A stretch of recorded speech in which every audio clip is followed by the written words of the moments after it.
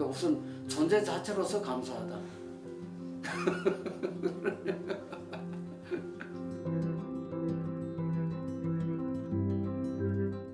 자, 우리가 결혼을 한다는 것은, 자, 우리 한강을 따져봅시다. 남한강이 있고 북한강이 있잖아요. 각자 한 사람은 북한강에서 내려오고 한 사람은 남한강에서 내려와서 양수리에서 만나죠. 만나서 결혼이라는 걸 하죠. 결혼이라는 걸 왜 합니까? 그 무슨? 자, 각자 배를 타고 오죠.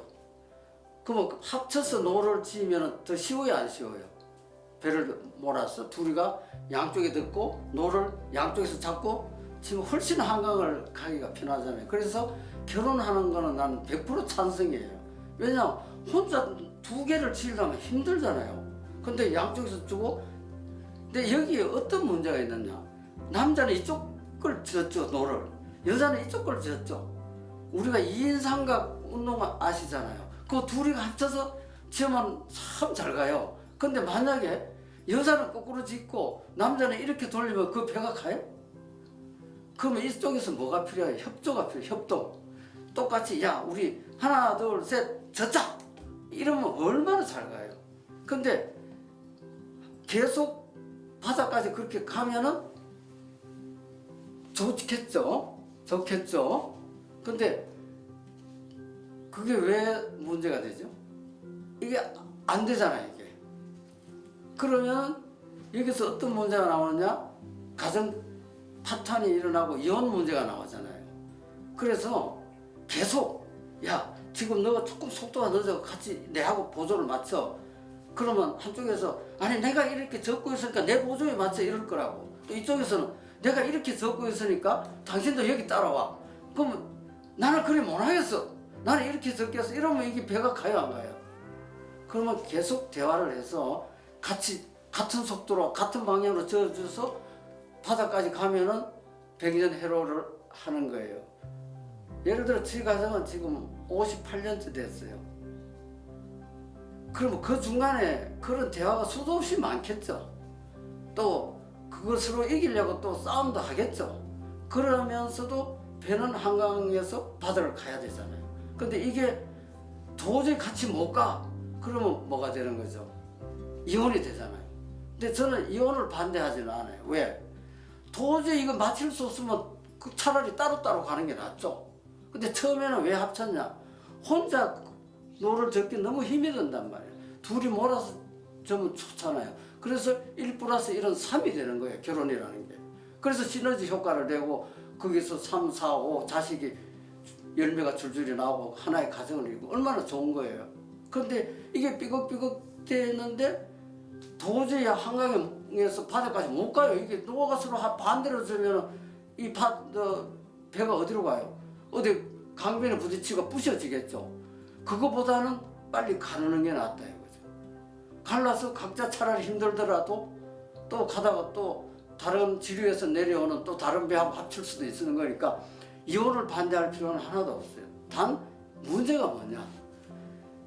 노를 젓고 가다가 내 혼자 힘들다고 내려버리면 어떻게 돼요? 혼자 져야 되잖아요.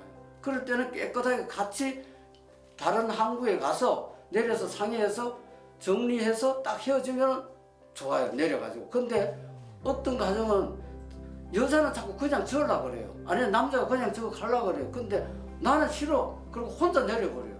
헤엄쳐서 가버려요. 그럼 남은 사람이 이거 어떻게 돼요? 힘들죠. 그러니까 서로가 안 맞을 때는 이혼해도 꼭 선착장에 가서 다시 내려가지고 안전하게 배를 갖다 놓고 각자 빠이빠이 해야 돼요. 근데 어떤 가정은 혼자 가버려요. 그게 뭐죠? 이혼 소송이죠. 합의 이혼을 하는 거는 선착장에 가서 우리 빠이빠이 하고 가는 거예요. 근데 이렇게 가면은 문제가 없어요. 그거는 더 좋은 결과를 낼 수도 있죠. 근데 혼자 그냥 헤엄쳐서 가버리는 거예요. 그거 뭐죠? 그거는 합의 이혼이 아니잖아요. 그러니까 이제 복잡해지는 거예요. 그 다음부터 희생자가 생기고 한쪽에 눈물을 보이는 이혼을 하면 안 된다는 거지. 그럴 때 서로 합의를 그럴 때는 나루터에 가서 내려서 그 뒤에 해라 이거죠. 싫다고 그냥 배 타고 가다가 혼자 헤엄쳐서 가버리면 남은 사람은 어떻게 풍랑해. 그죠? 그래서 그런 취지를 잘 알고 부부들이 가급적이면 서로 대화를 해서 그 배를 바다까지 끌고 가야 되잖아요. 근데 그 사이에는 이미 그 안에는 주렁주렁 짐들도 있잖아요. 그죠? 무슨 짐이겠어요? 자식. 그럼 이거 어떻게 하라고? 그래서 일단 선착장에 가서 다시 해야 된다.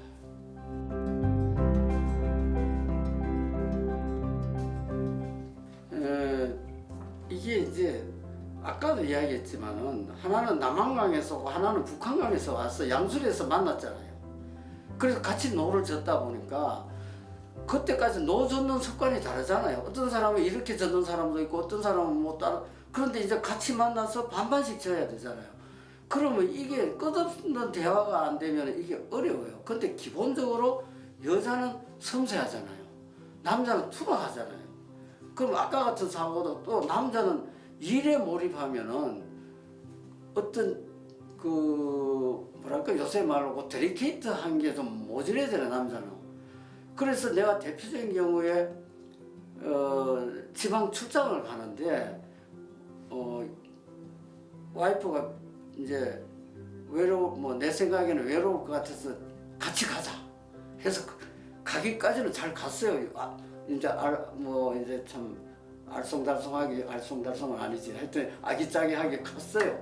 갔는데 그 상대방 회사에까지 데리고 뭐 사실은 데리고 가도 돼요. 서양 같으면은. 근데 우리나라는 아직 일보러 가는데 부부 동반해서 가면 대화가 좀 싸우러 가는 뭐 비즈니스라는 거나 일을 하다 보면 원성을 높일 수도 있고 그렇기 때문에 여자까지 데리고 가기가 좀 그렇다고. 그래서 그 회사의 앞에 있는 다방에다가 모시다 놓고 잠깐 기다리세요. 내 일 좀 보고 나올게 했는데 그 일 보는 시간이 저녁이 됐어요. 아침에 가서. 그래서 그 안에 구내식당에서 밥 먹고 그러다 보니까 한 6시간이 걸리는 거예요. 그러다 보니까 와이프가 왔다는 걸 까맣게 잊어버린 거지. 그러니까 저녁 때까지 그냥 다 잊어먹고 이 일에 대한 비즈니스 이야기를 했으니까. 그러면 이제 와이프는 다방에서 아침 10시부터 저녁 5시까지 기다리는 거지. 그 점심도 안 먹고. 왜냐면 언제 나올지 모르니까. 그때만 해도 뭐 핸드폰이 없던 시절이니까. 그리고 그게 완전히 잊어버렸으니까 그냥 이제 서울 간다고 나온 거예요. 근데 내 기사가 아니 사모님은 어떡하고 그냥 갑니까? 이러는 거야. 그래서 사모님? 그렇지. 큰일 났네 이제.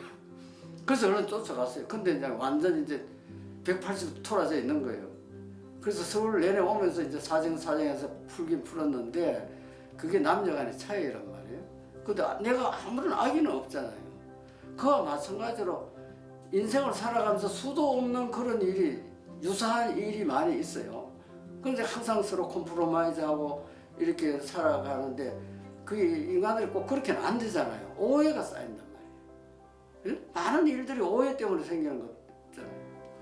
그러니까 저도 뭐 그런 얘기는 많았죠. 그러나 대화로 푼다든가 인내한다든가 그러다 보면 오해가 풀리는 날도 있다든가 또 그 점은 그랬는데 또 이런 점은 또 좋아 뭐 이러면서 또 평균 낼 수도 있는 거고 그러면서 살아가는 거거든요. 그러나 어쨌든 그건 인내가 필요한 거죠. 지금도 뭐 물론 만족하는 건 아닌데 지금은 그래도 많이 만족하는 쪽이죠. 저는 예를 들어서 이런 거는 내가 평생 살아가면서 단 한 달도 오늘 현재까지도 월급을 안 준 적이 없어요. 그래서 내가 가장 잘해준 것은 한 달도 집안 생활비를 주지 않는다는 평생 한 달도 없어요. 그런 건 내가 자랑할 수 있어요.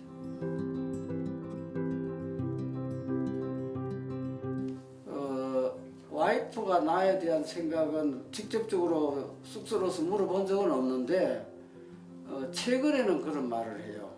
자기 동창이나 가면 다 80 넘었으니까 그 사람들의 남편과 비교해 볼 때 당신은 그래도 점수가 후하게 주고 싶다라는 이야기는 들어요. 외모가 건강하잖아요. 그러니까 건강해져서 고맙다는 거죠. 아직까지 지병이 없거든요. 그리고 또 자기 친구 중에 반 이상이 남편이 없어요. 어떤 모임에 8명 모임에 남편이 있는 모임은 자기하고 한 사람하고 둘이밖에 없대요. 그러니까 우선 존재 자체로서 감사하다.